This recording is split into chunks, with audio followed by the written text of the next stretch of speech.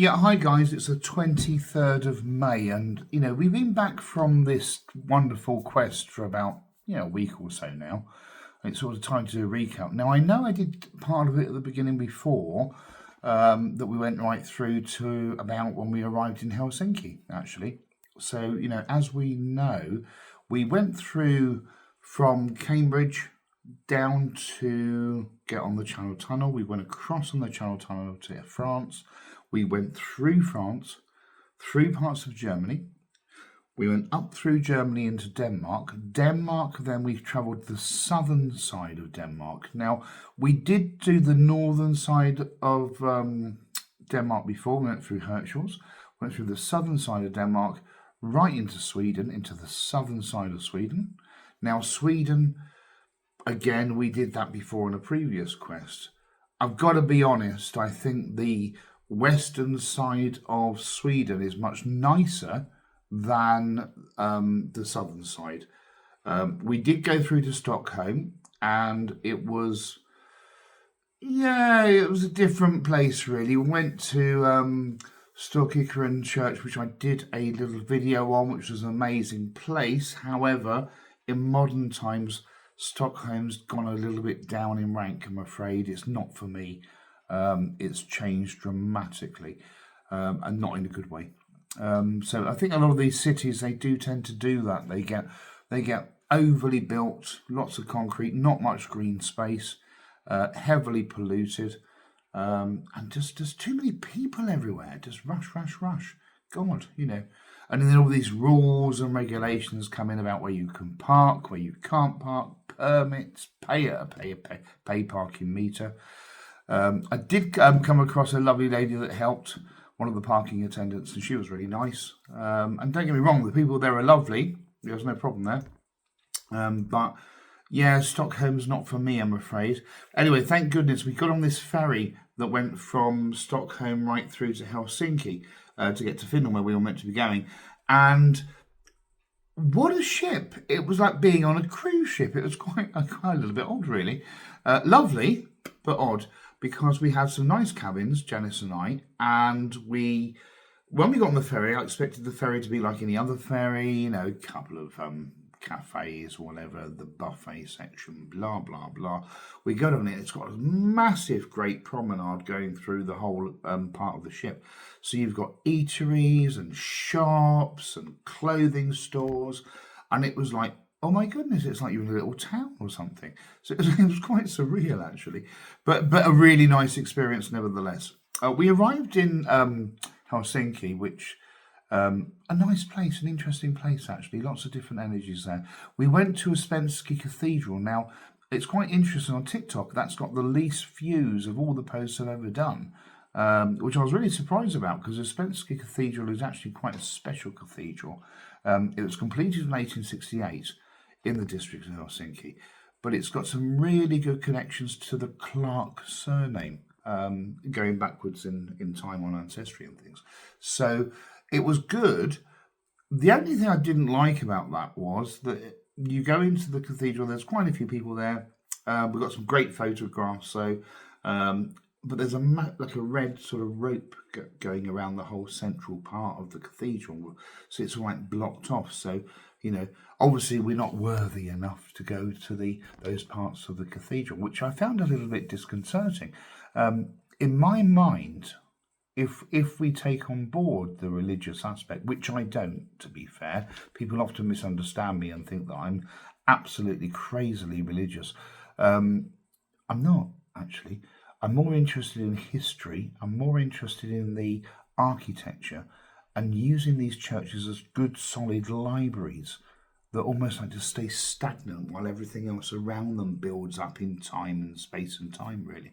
So I was a little bit disappointed that they had the red rope round. That shouldn't have really happened. And if someone from Uspensky Cathedral actually ever watches this video, for the grace of God, that's not what was intended in God's buildings, is it really? Let's be fair. Let's be honest about it. You don't put a little rope round and say, oh, you're not worthy to go in there unless you've got a little collar on. I had a collar in time. I've been a chaplain. I've been a prison chaplain. People may not know that in time, for a pretty short period of time, and it was quite interesting. Interesting role to have. But it just went against everything, really, by having all these little blocks. You know, you can't go through that part. It's a high altar. You can't go through that part because it's for the bishops and things. Go away, seriously. Are we really that serious about these things to actually even believe that? Anyway, enough waffle about Spencer Cathedral. Lovely place, great energy. Shame about blocking it off, guys. Perhaps they might think about that in the future. Open it up a little bit. Allow people to see what they're meant to see, really. Then we went on to Helsinki Cathedral. Now, it's a sort of church, really, that's got cathedral status. It was originally built in 1830 and completed in 1852 as a tribute to the Grand Duke of Finland, Tsar Nicholas I of Russia. Interesting, isn't it? The Great Duke of Finland, who happens to be the Tsar Nicholas I of Russia. Yes, because we know that Finland itself has got some fascinating history. Over its period of time, it's had its own civil war, per se. But going backwards, it was governed by Sweden. Then later on in the landmass, if you look at the map, it was governed by Russia. Then it has its civil war. So it's quite fascinating about how these land masses change.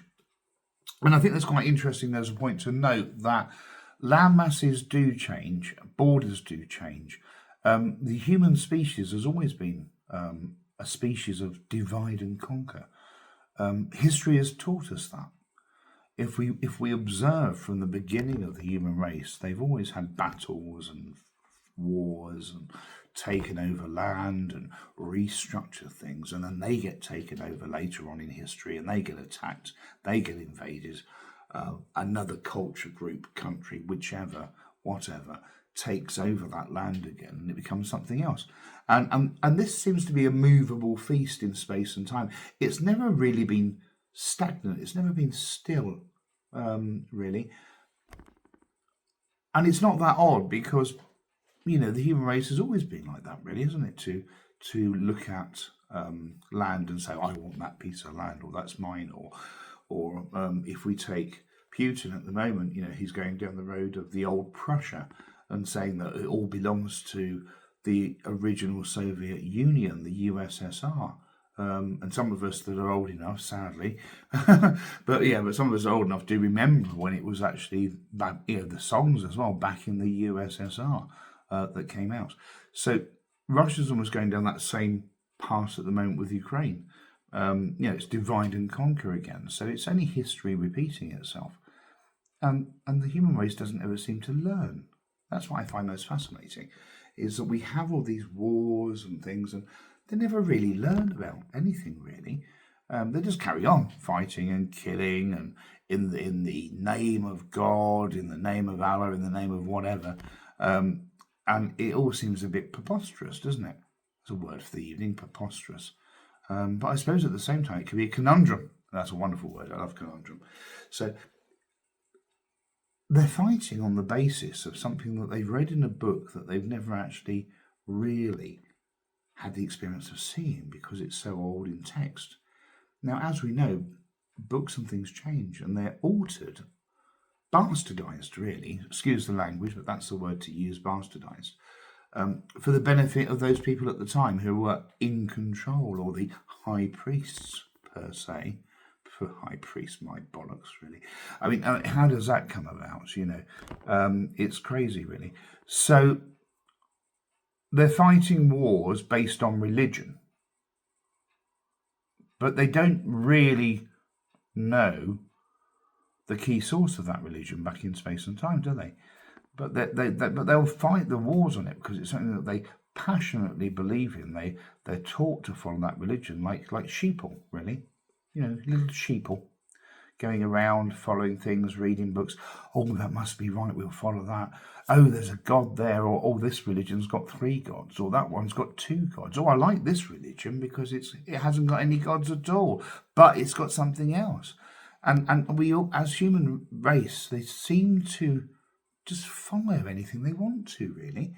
And they make themselves believe these things, which is quite sad in a way. But anyway, Helsinki Cathedral, that was nice.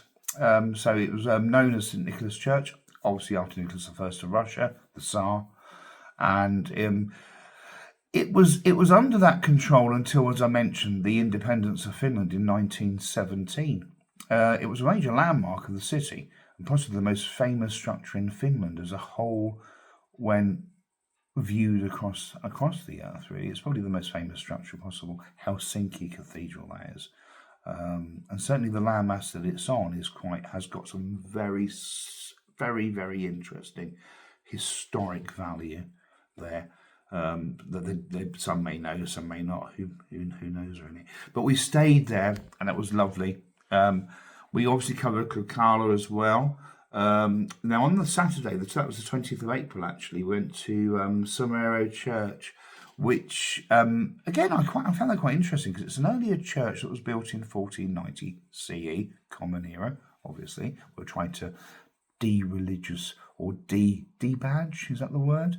Debadge all these little things that attach it to a specific religion.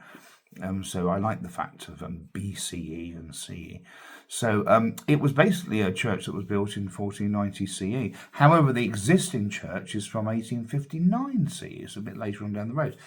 It's on a hill in the south of the old cemetery.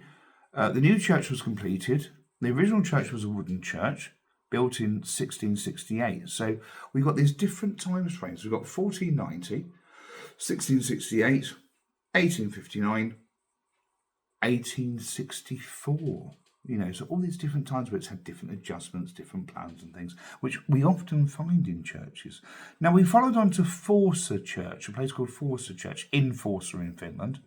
And again, that was built in the sort of 20th century, 1917, in the middle of the Civil War. Interesting that you build a church in the middle of a civil war. But I suppose life goes on, doesn't it? You know, people carry on. The whole world just doesn't stop because people have decided to kill each other for no bloody reason. They just carry on. Let's build a church. Why not? Why not? So they built this church during the middle of the Civil War. It was inaugurated in 1918, so only 1 year later. The style of the church is Gothic, we know that, and it is designed by an architect called Josef Stenbach. It has many features inside and outside. The church tower goes up to 45 metres, which is quite high for the area. And it's got one speciality of the church is that the altar, interestingly enough about this particular church, the altar faces west. Oh, that's interesting, isn't it? The altar faces west. That often gives me a little phrase about why did you leave the east and travel west in search of light and craft. A little phrase that comes to mind from some of the book writings and research that I've done over the years and experiences about how we go from west to east and east to west, which is quite interesting. We stayed after that. We went on to stay in the most beautiful place, an apartment that was on ground floor, obviously, because of my little disabilities and stuff, and that you can't see on the video. So I tend to need or try and get ground floor places wherever we go. And lovely place. It had an amazing area to look out on into the water's way there. And there's a wonderful picture that's going into my next book, which I've labelled "What Lies Beneath." And there's a lot of matches to the Kukala, to the tribes. There's a lot of matches to various other civilizations that have come and gone. But what's quite fascinating is that particular piece of rock that's just raising above the water's edge.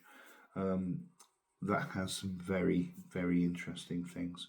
So hence I've labelled it "What Lies Beneath." We went and had a look at Hanko Front Museum. Now that was quite good. It was fascinating for me because they've done it so well. And this is on the outskirts of Hanko. We call it Hanko. They call it Hango. So they changed the K to a G, which is quite interesting. So they've pretty much anglicised it by calling it Hanko. I guess for tourism and things, but it's a beautiful area. The actual Hanko Front Museum is quite great. It's all like built in a little woodland, and there's like different German tanks and different artillery shells, battery arms and things, and they're all set up as if it's a real. It's all staged, so when you take pictures and things, it looks like you're really there in the firing line, which is fascinating. My learned friend, she said that she's changed some of those pictures over to like a sepia mode, which makes it look even more authentic, which is good. But that was really interesting to go to that front museum and just see about the war things that people have used over the time, really. We also travelled on to the southernmost point of Finland, to Uxgarten. Now, that's the ancient site of the Quakali tribe. Now, some people don't know about the Quakali tribe. I'm certainly mentioning them in my next book that's coming out.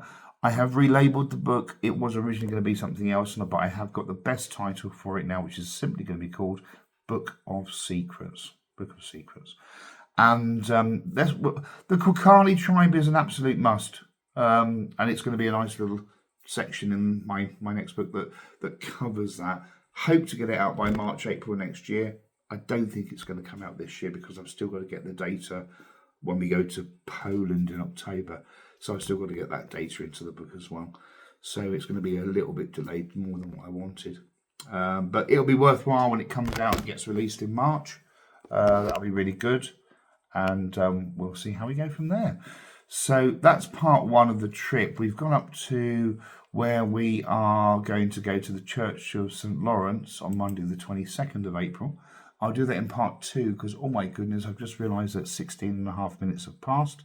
And hopefully it's been a little bit of interest to you so far. I'll catch you in part two.